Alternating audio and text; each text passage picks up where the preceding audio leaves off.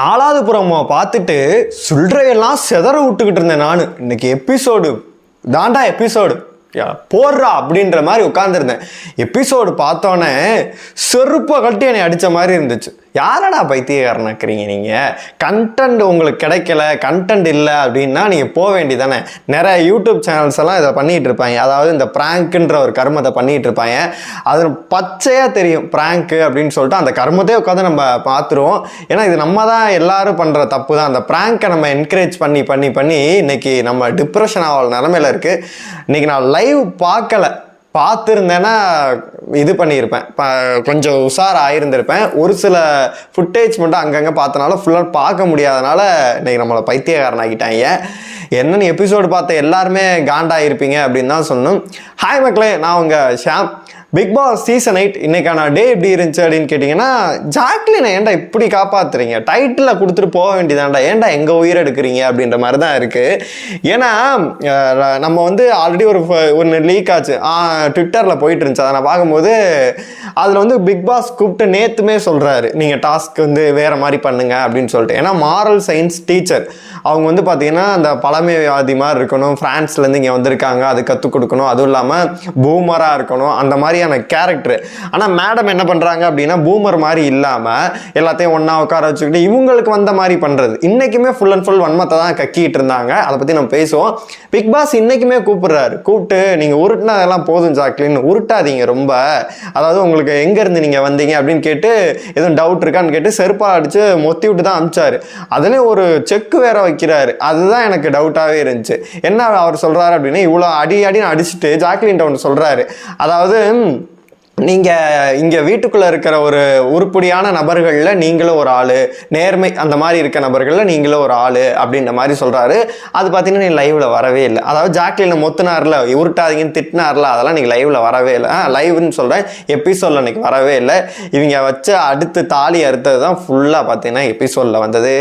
நான் ஹாஷா பேசுன்னு நினச்சிக்க வேணாம், எபிசோட் பார்த்த எல்லாருக்குமே பார்த்தீங்கன்னா உங்களுக்கு ஃபீல் ஆகிருந்திருக்கும். ஏன்னா கொலையாக கொன்னுட்டாங்க, வாழ்னு கத்தி பார்த்தீங்கன்னா அப்படி இருக்கு. நான் ஹோம் தியேட்டரில் வேற எப்போதும் போட்டு கேட்பேன், பிக் பாஸ் ரசிகர் ஒரு காலத்தில் இருந்தேன். இப்போ அவன் செத்துட்டான்டா அப்படின்ற மாதிரி தான் இப்போல்லாம் பார்த்துக்கிட்டு இருக்கேன். அப்படி இப்போ கேட்டனால எனக்கெல்லாம் தலைவலி வந்தது தான் மிச்சம் அப்படின்னு தான் சொல்லும். இன்றைக்கி டே பொறுத்தளவு பார்த்தீங்கன்னா வன்மத்தை வந்து ஜாக்லின் வந்து நிறையவே கக்குனாங்க அப்படின்னு தான் சொல்லணும். எடுத்தோடனே வந்து டீச்சர்ஸ் வந்து பார்த்தீங்கன்னா உங்களோட ஸ்டூடெண்ட்ஸ் எதுவும் ரிவ்யூ இருந்தால் சொல்லலாம் அப்படின்ற மாதிரி சொல்லியிருந்தாங்க. ஒவ்வொருத்தர் வந்து ஒவ்வொரு இதை சொல்லியிருந்தாங்க. ராணுவ பொறுத்தளவுக்கும் பணக்காரவங்களுக்கு வந்து இது பார்க்குறாங்க, பவித்ரா தண்ணி ஊற்றினா இது பண்ணால் கேட்க மாட்டாங்க, என்னைய மட்டும் கேட்குறாங்க, பிரின்சிபல் வந்து பயாஸ்டாக இருக்காங்க அப்படின்ற மாதிரி சொன்னாங்க. இவர் தீபக் பார்த்தீங்கன்னா அவரோட வன்மத்தையும் வந்து எப்போதும் ஜாக்லின் மேலே கக்குவார்ல, அந்த மாதிரி அவர் ரொம்ப இது பண்ணல, ஓரளவு கொடுத்துட்டு போனார். ரஞ்சித் தான் பார்த்தீங்கன்னா வைஸ் பிரின்சிபல் தேவையா, நீங்கள் எடுக்கலைன்னா இன்னும் கிளாஸே நான் வந்து எடுக்க ஆரம்பிக்கிறேன் அப்படின்னு சொல்லிட்டு. எனக்கு இந்த இடத்துல ரஞ்சித்திட்ட ஒரு கேள்வி, ஸ்டூடெண்ட்டாக சார் என்ன பிடுங்குறீங்க? அவன் பார்த்தீங்கன்னா ஏதோ ஒரு ஆக்டிவிட்டி ஆச்சு பண்ணிட்டு ஏதோ ஒரு ஃபன்னாச்சு பண்ணுறான். சார் வந்து ஏதோ பிடிச்சி வச்ச பிள்ளையார் மாதிரி வந்து அந்த இடத்துல தான் உட்காந்துருக்காரு, ஒன்றுமே பண்ணல. இந்த வாரம் என்னை இன்னைக்குன்னா புதன்கிழமையாச்சு, நாளைக்கு எதுவும் கிழிக்க போகிறதில்ல. இந்த வாரம் ஒஸ்ட் பர்ஃபார்மன்ஸ் என்னை பொறுத்த வரைக்கும் சிவாவுக்கு கொடுக்க ட்ரை பண்ணும், அப்படி இல்லைன்னா ரஞ்சித்துக்கு தான் கொடுக்கணும். அதை விட்டுட்டு ஏதாச்சும் ஒன்று பண்ணாங்க. சிவா கூட வந்து சமையலில் வந்து எல்லாத்தையும் ஹெல்ப் பண்ணார். ரஞ்சித் இந்த வாரம் ஒன்றுமே பண்ணல. தயவு செஞ்சு மற்ற எல்லாரோட ஆக்டிவிட்டியும் கூட தெரியுது, ஆனால் ஒன்றுமே பண்ணாமல் இருக்கு. இவர் பார்த்தீங்கன்னா அடுத்தவங்களை சொல்கிறாரு. இதை ஜாக்லின் பார்த்தீங்கன்னா மண்டேல எடுத்துக்கிட்டு அவங்க வந்து என்ன பண்ணுறாங்க அப்படின்னு கேட்டிங்கன்னா, கிளாஸில் வந்து ஒரு குரங்கு கதை சொல்கிறாங்க. அந்த பிரதீப் ரங்கநாதன் லவ் டுடே படத்தில் அவர் பண்ணுவார்ல, கடைசி வரைக்கும் கம்பாங்கள ஒரு மாங்கொட்டையை போட்டு வச்சு நோண்டி பார்த்துக்கிட்டே இருப்பார், நம்பிக்கையே இல்லாமல் இருப்பார்ல, அந்த மாதிரி பார்த்தீங்கன்னா இவங்க வந்து தீபக் வந்து பார்த்தீங்கன்னா மாரல் எடுக்கிறாங்களாம். அதாவது ஒரு குரங்கு வந்து ஒரு அம்மா குரங்கு வந்து பார்த்தீங்கன்னா குழந்தைகிட்ட இது பண்ணுது, அது வந்து ஒரு கொட்டையை போட்டு வைக்குது, அது நோண்டிக்கிட்டே இருக்குது, அது இதாகுன்னு சொல்லிட்டு அம்மா வந்து விளக்கம் கொடுக்குறாங்க அப்படின்னு சொல்லிட்டு. ஒரு விஷயம் நீ பண்ணிட்ட அப்படின்னா நீ நோண்டக்கூடாது. தீபக் சொல்கிறாங்க, நீ ஒரு விஷயம் பண்ணால் அவங்களுக்கு தெரியுதுன்னு நீங்கள் நினைக்கக்கூடாது, அவங்களுக்கு தெரியுதோ தெரியலையோ அதை நீங்கள் விட்டு போயிடணும், சும்மா போய் நோண்டக்கூடாது. உங்களுக்கு எப்படி தெரியுதோ தெரியலையோ இல்லையோ அது அவங்களுக்கும் தெரியாமல் கூட இருக்கலாம், அதெல்லாம் நீங்கள் நோண்டாதீங்க, மூடிக்கிட்டு இருங்க அப்படின்ற மாதிரி தீபக் சொல்கிறாங்க. அந்த இடத்துல தீபக் வந்து எந்த இடத்துல ஹர்ட் ஆகல இதாகல, அவரோட மெச்சூரிட்டி லெவல் அங்கே தான் தெரியுது. என்னதான் ஒரு ஹீட் மூமெண்ட்டில் நிறைய விஷயம் பேசினா கூட பார்த்தீங்கன்னா அந்த இடத்துல வந்து பார்த்தீங்கன்னா ஓகே தேங்க்யூ அப்படின்னு சொல்லிட்டு நம்ம ஸ்டூடெண்ட் அந்த இடத்துல அமைதியாக இருக்கணும் அப்படின்னு சொல்லிட்டு சைலண்ட்டாக தான் இருந்தார்.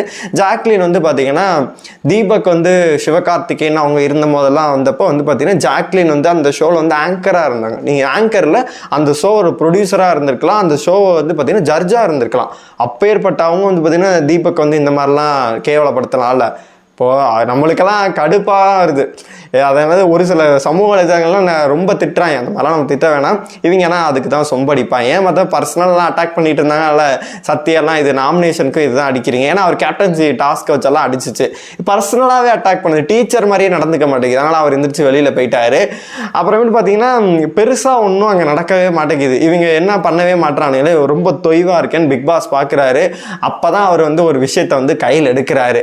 அதாவது கையில் எடுத்து என்ன பண்ணுறாரு அப்படின்னு கேட்டிங்கன்னா தீபக்கை கூப்பிட்டு ஒரு மாதிரி போகுது, எப்படி போயிட்டு இருக்கு தீபக் சார், ரொம்ப அமைதியாக சார் இருக்கு, அப்போ ஏதாச்சும் பண்ணணும். இன்றைக்கி நீங்கள் என்ன பண்ணுறீங்க, உங்களுக்கு ஒரு சீக்கிரம் டாஸ்க் ஒன்று நான் கொடுக்குறேன், என்ன பண்ணுங்க அமிழ்தி மொழி பண்ணிடுங்க, அவங்க திகச்சிடணும்டா அப்படின்ற மாதிரி கொடுக்குறாங்க.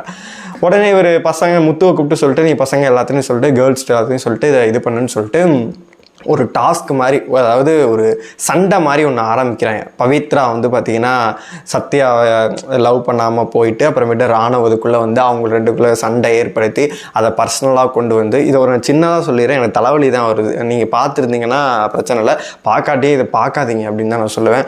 அந்த ஒரு டாஸ்க்கை வந்து பார்த்திங்கன்னா இது ஒரு பர்சனல் அட்டாக் மாதிரி எடுத்துகிட்டு போகிறாங்க. நடுவில் மஞ்சரி வந்து கத்துறாங்க, மஞ்சரியா அது பேர் என் பேர் கூட உங்களுக்கு தெரியலன்னு ராணுவ கத்துறாரு. இதை பர்சனலாக கொண்டு போயிட்டு இது பண்ணுறாங்க. நடு வீட்டில் மஞ்சரி கத்துறாங்க. ஜெஃப்ரி வந்து ஏதோ சொல்கிறாரு. சௌந்தர்யா கொடுத்த காசுக்கு மேலே கூவுது. ரியாலாம் ஐயோ அதெல்லாம் மனுஷன் அப்படின்ற மாதிரி இருக்குது. எல்லாம் பர்சனலாக கொண்டு போகிறவங்க டாஸ்க்கை வந்து வீட்டுக்குள்ளே லவ் கிளாஸ் ரூமில் வந்து பார்த்திங்கன்னா இதை லவ்வே கொண்டு வரக்கூடாதுன்னா இதை நீ சொல்லக்கூடாதுன்னு சொல்லிட்டு விஷால் உள்ள வராரு. அப்படின்ற மாதிரி ஒரு சந்தைக்கடையாக மார்க்கெட் அப்படின்ற மாதிரி கூட இல்லாமல் ரொம்ப கேவலமாக இருந்துச்சு அந்த டாஸ்க்கு. இவங்க ஏதோ பண்ணுறாங்க, ஓகே, அது நம்மளுக்கு புரியணும்ல. இது இவங்க இந்த ரோல் பண்ணுறாங்க, ஒரு பிளேவாக இருக்கணும்ல, அது பிளேவாக இல்லை, கருமா மாதிரி இருந்துச்சு. சத்தியமாக இது எவனாச்சும் சப்போர்ட் பண்ணி பேசினாலும் நல்லா வெறியாயிருவேன். ஏன்னா அது ஒரு பிளே மாதிரியே தெரில, பார்க்கும்போது இன்ட்ரெஸ்டிங்காக இருக்கணும்ல. இங்கிட்ட ஒருத்தன் கத்துறான், இது பர்சனலாக கொண்டு போக அது டாஸ்கா இல்லை இவங்க ரியலாக பண்ணுறாங்களா என்னென்னு இதோட பிக் பாஸ் வேறு ட்விஸ்ட்டு வைக்கிறாரு. அதாவது இன்னைக்கு நான் பொறுத்து இருந்து பார்க்கலாம், இது டாஸ்கா அல்லது வேறு என்னமா அப்படின்னு நாளைக்கு பார்க்கலாம் அப்படிங்கிறாரு. நம்மளுக்கெல்லாம் வெறி ஆகுது. நீ என்ன இதாக இருந்தால் நமக்கு என்ன, இது பிராங்க் தான் அப்படின்னு சொல்லிட்டு நம்மளுக்கு தெரியும் அப்படின்னு சொல்லிட்டு நம்ம இருந்தோம். ஆனால் சுத்தர வேஸ்ட்டு. ஏன்டா கண்டென்ட், அதான் பிக் பாஸ் நம்ம கோரிக்கை வச்சோம். ஏன்டா கண்டென்ட் கிடைக்கல அப்படின்னா ஏதாச்சும் பண்ணுங்கடா, எங்கள் உயிரை எடுக்காதீங்க, எங்கள் தாலியை எடுக்காதீங்க அப்படின்னு சொல்லிட்டு தான் நாங்கள் அவங்ககிட்ட ரெக்வஸ்ட்டாக வைக்கிறோம். டெய்லியுமே அவங்ககிட்ட கேட்டுக்கிறோம். ஆனால் அவங்க கேட்டுக்கவே மாட்டேங்கிறாங்க. நாங்கள் பண்ணுறது தான் பண்ணுவேங்கிறாங்க. தயவு செஞ்சு இங்கே 100 நாள் நாங்கள் ரிவ்யூ பண்ணோம். எங்கள் உயிரை எடுக்காதீர்கள், வேறு யாராவது போய் வைத்துக் கொள்ளுங்கள், சங்கை அறுத்து விடுவோம், அந்த மாதிரி தான் எங்களுக்கு இருக்குது. ரொம்ப டிப்ரெஷனாக இருக்குது. முன்னாடியெல்லாம் என்டர்டெயின்மெண்ட் பிக் பாஸ்னா அப்படி அலைஞ்சு பார்த்துட்டு இருப்பேன். இப்போல்லாம் இந்த பிக் பாஸ் பார்க்குறதே பயங்கர டிப்ரெஷன். மனுஷன் எவ்வளோ டிப்ரெஷனில் இருக்கான், அவனுக்கு அவ்வளோ பிரச்சனைகள் இருக்குது, நிறைய பிரச்சனைகள் இருக்குது. இதுக்கு நடுவில் ஒரு என்டர்டெயின்மெண்ட்டுக்காண்டி பார்த்து ரிவ்யூ பண்ணிகிட்டு இருக்கோம். இந்த கர்ம வியூஸும் போக மாட்டேங்குது, அது மிகப்பெரிய ஒரு டிப்ரெஷன். அப்படி இருந்து நம்ம பண்ணிகிட்டு இருக்கும் போது இவங்க மேற்கொண்டு டிப்ரெஷனை ஏற்படுத்துகிறாங்க. இதுக்கு ஒரு முடிவே கிடையாதா அப்படின்ற மாதிரி தான் இருக்குது. அப்புறம் நாமினேஷன் ப்ரீ டாஸ்க்காக அந்த கருமத்தை சொன்னால் இன்னும் சிரிப்பாக இருக்கும். டாஸ்க்கு ஆச்சு ஒழுங்காக யோசிங்கடா, தயவு செஞ்சுடா. குச்சியை விட்றீங்க, காலில் குச்சியை கொடுக்குறீங்க, ஏதோ எவன்டா யோசிக்கிறதுன்ற மாதிரி இருக்குது. எப்பவும் படிச்சுட்டுக்கிட்டு வந்திருப்பாங்களா அப்படின்ற மாதிரி இருக்குது. அவ்வளோ ஒஸ்ட்டாக யோசிக்கிறாங்க. கோடிக்கணக்கில் செட்டு போடுறீங்க, ஒருத்தருக்கு இவ்வளோ பேமெண்ட் கொடுக்குறீங்க, கோடிக்கணக்கில் கொடுத்து சேதம்னா கூப்பிட்டு வரீங்க. டாஸ்க்கு மட்டும் பார்த்தீங்கன்னா ரோட்டில் கூட பார்த்தீங்கன்னா நம்ம இனோவேட்டிவாக நம்ம சின்ன வயசில் கூட அந்த அளவுக்கு கூட மொக்கையை வச்சுக்கிட்டு இருக்காங்க. சரி, அதை போனால் டிப்ரெஷன் தான் அதிகமாகும். இன்றைக்கி வந்து நாமினேஷன் ஃப்ரீக்காக முதல் டாஸ்க் நடக்குது. அதில் பெண்கள் அணி பார்த்தீங்கன்னா ஜெயிக்கிறாங்க. அது ஒன்றும் இல்லைங்க, இந்த நம்ம ஸ்கூல் படிக்கும் போதெல்லாம் ஒரு வலை இருக்கும், அதுக்குள்ளே வந்து ட்ரீ இருக்கும்ல, இதில் பார்த்தீங்கன்னா அதுக்குள்ளே பால் இருக்குது. அது 4 பேர் குச்சி எடுத்துகிட்டு வந்து கிடுகிடுன்னு தூக்கிட்டு வரணும். பார்த்தீங்கன்னா அதுதான் டாஸ்க். வந்து பெண்கள் 1 எடுத்துகிட்டு வந்து ஜெயிச்சிட்டாங்க. நாளைக்கும் ஜெயிச்சிட்டாங்க அப்படின்னா நாமினேஷன் ஃப்ரீ வாங்கிறாங்க. யாரை காப்பாற்ற போகிறாங்க அப்படின்னு சொல்லிட்டு நம்மளுக்கு தெரியவே இல்லை. ஆண்கள் அணியை பொறுத்தளவு அதை நம்ம வெயிட் பண்ணி பார்க்கலாம். ஏன்னா ராணுவ வந்து இப்போ திடீர் ராணுவ ஃபேன்ஸ் மாதிரி அதிரி புதிரியாக மேலே வந்துக்கிட்டு இருக்காரு. அதனால் அவர் வாய்ப்பில்லை. இப்போ வரைக்கும் நான் லாஸ்ட்டில் ரியா அவர்கள் தான் இருக்காங்க. ஃபர்ஸ்ட்டில் வந்து பார்த்தீங்கன்னா சௌந்தர்யா, ஜெஃப்ரி, ஜாக்லின், தீபக் அந்த மாதிரி வரிசையாக இருக்காங்க. கடைசி இடத்துல பார்த்தீங்கன்னா ரியா, அதுக்கு மேலே மஞ்சரி அவர்கள் இருக்காங்க, அதுக்கு மேலே வந்து வர்ஷினி அவர்கள் இருக்காங்க. என்னை பொறுத்த வரைக்கும் 3 பேருக்கு ஓட்டிங் வந்து பெருசாக ரொம்ப லோவாக இருக்கிறதுன்னு பார்த்தீங்கன்னா ரியா அவர்கள் தான் இருக்காங்க. அதனால் இந்த வாரம் மேபி நாமினேஷன் ஃப்ரீ வந்து அவங்க கேட்பாங்க அப்படின்னு தான் நினைக்கிறேன். அதாவது கண்டிப்பாக இந்த பெண்கள் அணி ஜெயிச்சா அவங்க கேட்பாங்க, ஆண்கள் அணி ஜெயிச்சாங்க அப்படின்னா அதில் வந்து எப்படி பார்த்தாலும் யாரும் போகிற மாதிரி இல்லை. ராணுவ வந்து நெகோஷியேட் பண்ணுவார், கேட்பார். இந்த சைடு பார்த்தீங்கன்னா வர்ஷினியும் கேட்க வாய்ப்பு இருக்குது, மஞ்சரி கண்டிப்பாக கேட்பாங்க, ரியாவும் கேட்பாங்க. யாருக்கு கொடுக்குறாங்க அப்படின்னு சொல்லிட்டு நம்ம வெயிட் பண்ணி பார்க்கலாம். இன்னைக்கு எபிசோட் நீங்கள் பார்த்துருந்தீங்க அப்படின்னா உங்களுக்கு ஏன்டா வாய கிளற அப்படிங்கிறீங்களா? உங்களுக்கு தோன்றத கருத்துக்களை வந்து கமெண்ட் பாக்ஸில் சொல்லுங்கள்.